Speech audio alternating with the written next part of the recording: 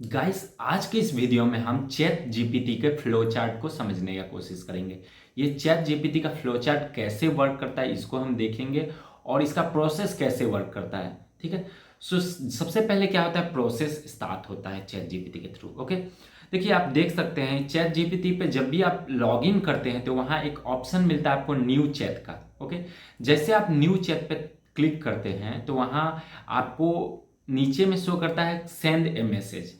तो सेंड ए मैसेज में क्या किया जाता है, आपका प्रोसेस को स्टार्ट कर दिया जाता है। ओके, और प्रोसेस स्टार्ट होता है और उसके बाद आप कोई भी इनपुट को एंटर करते हो। इनपुट क्या होता है, कोई भी इनपुट आप ले सकते हो, in the form of text हो सकता है या फिर कोई प्रॉम्प्ट हो सकता है जो आप एंटर करेंगे चैट जीपीटी के साथ। ठीक है, और जैसे ही आप इनपुट को एंटर कर देंगे तो वो क्या करेगा, आपका टोकन का जनरेट करेगा with the help of that input. जो भी टेक्स्ट के फॉर्मेट में आपने इनपुट दिया है उसका एक टोकन जनरेट किया जाएगा। अब समझेंगे कि टोकन होता क्या है। देखिए टोकन क्या होता है, आप जो मान लो कि एक सेंटेंस देते हो या फिर एक वर्ड देते हो या फिर कुछ भी आप एंटर करते हो तो उसका एक स्मॉल स्मॉल पीसेस कर दिया जाता है।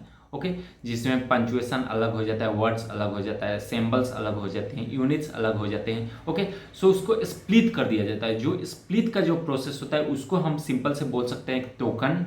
जो टोकन को जनरेट किया जाता है वो चैट जीपीटी जनरेट करता है और उसके बाद अगला जो प्रोसेस होता है वो होता है न्यूरल नेटवर्क का प्रोसेस। ओके, जो भी आप टेक्स्ट को सेंड करते हो या फिर एंटर करते हो वो क्या करता है, टोकन को ले लेता है।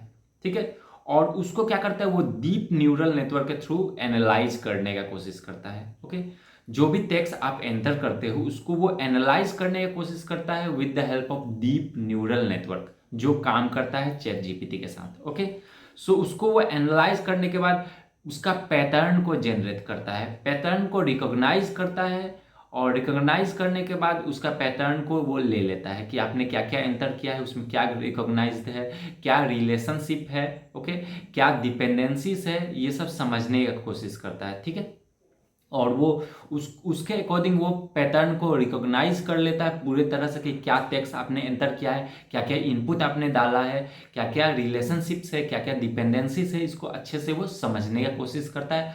और समझने के बाद क्या करता है, वो आपका टेक्स्ट को जनरेट कर देता है। ठीक है, आप देख सकते हैं ये टेक्स्ट को कैसे जनरेट करता है। टेक्स्ट को आपका ले लेने के बाद वो रिकॉग्नाइज करने के बाद उसका टेक्स्ट को फॉर्मेट को सिमिलर टाइप में वो जनरेट करने की कोशिश करता है with the help of deep neural network. Okay, जिससे उसका प्रिडिक्शन और ज़्यादा एक्यूरेट हो जाता है। ओके, रिकॉग्नाइज करने के बाद और फिर आपका टेक्स्ट को जनरेट कर दिया जाता है। फिर न्यूरल नेटवर्क प्रोसेस आपका टेक्स्ट को जनरेट कर दिया जाता है। और ठीक है, और वो जब टेक्स्ट जनरेट होता है तो वो क्या करता है कि वो आपको सेंड किया जाता है in the form of output. Okay, वो सेंड किया जाता है आपको आउटपुट के फॉर्म में जो आप रीड कर सकते हो या फिर जो आप देख सकते हो। ओके, और वो कंप्लीटली एक जनरेटेड टेक्स्ट होता है। ठीक है, वो पहले एनालाइज कर लेता है, फिर प्रिडिक्ट कर लेता है, फिर जनरेट कर देता है, फिर आपको आउटपुट प्रोवाइड कर देता है। ओके, सो इंटरनली बहुत सारे प्रोसेस होते हैं उसके अंदर डीप न्यूरल नेटवर्क के साथ जो आप नहीं देख सकते हो, जो क्रिएटर है वो देख सकता है। क्योंकि आप जब सर्च करते हो कोई भी चीज़ तो hundred and thousands of pages को वो एनालाइज करता है, प्रिडिक्ट करता है, फिर उससे एनालाइज करने के बाद उसको रिकॉग्नाइज करता है, फिर आपको वो प्रोवाइड किया जाता है। ओके, सो उसको आप सिंपल से बोल सकते हो एक आउटपुट टेक्स्ट जो आपको टेक्स्ट के फॉर्मेट में मिल जाता है चैट जीपीटी के हेल्प से। ठीक है, फिर क्या होता है उसके अंदर, मान लो कि वो चैट को आप कंटिन्यू करना चाहते हो। ठीक है, जो भी आपका चैट है उसको कंटिन्यू करते हो तो उसको क्या बोल सकते हैं हम, इटरेटिव प्रोसेस बोल सकते हैं। इटरेटिव प्रोसेस में क्या होता है, इटरेटिव प्रोसेस में आप कोई सेंटेंसेस या फिर कोई वर्ड्स टाइप करते हो, उसको वो प्रिडिक्ट करने के बाद, एनालाइज करने के बाद आपको आउटपुट दे देता है। ठीक है, और सेम आप अपना चैट को कंटिन्यू करते हो। ओके, फिर आप इंटरेक्ट करते हो, फिर कुछ इनपुट आप देते हो, फिर उसके अकॉर्डिंग वो डेटा को एनालाइज करता है, उसको स्प्लिट करता है, उसको प्रिडिक्ट करता है, फिर आपको प्रोवाइड कर देता है डेटा को। ओके, सो एनालाइज, प्रिडिक्ट और रिकॉग्नाइज करने के बाद आपको जो आउटपुट मिलता है वो होता है आपका फाइनल आउटपुट। जिसको चेक आप कंटिन्यू करते हो वो इटरेटिव प्रोसेस होता है जो कंटिन्यूसली जब तक आप चाहोगे तब तक इटरेट कर सकते हो, या फिर जब तक आप प्रोसेस को क्लोज नहीं कर देते हो तब तक वो इटरेटिव प्रोसेस वर्किंग में रहता है। आप कोई भी इनपुट दोगे तो उसका आउटपुट आपको मिल जाएगा। ठीक है, और जो फाइनल स्टेप होता है वो है एंड होता है।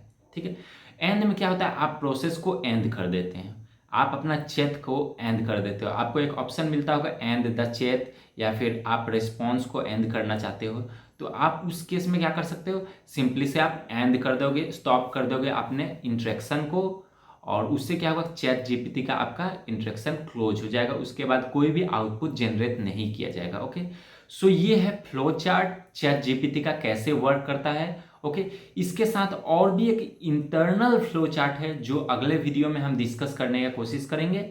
ठीक है, अगले वीडियो में मैं एक्सप्लेन करूंगा कैसे इंटरनल फ्लो चार्ट वर्क करता है, एनक्रिप्शन क्या होता है, डिक्रिप्शन कैसे होता है। ओके, और कैसे एनालाइज किया जाता है ये सब डेटा को। सो गाइस, अगर आपको ये वीडियो यूजफुल लगा हो तो इसको लाइक कीजिए, अपने दोस्तों के साथ शेयर कीजिए। तो फिर मिलते हैं आपसे अगले वीडियो में।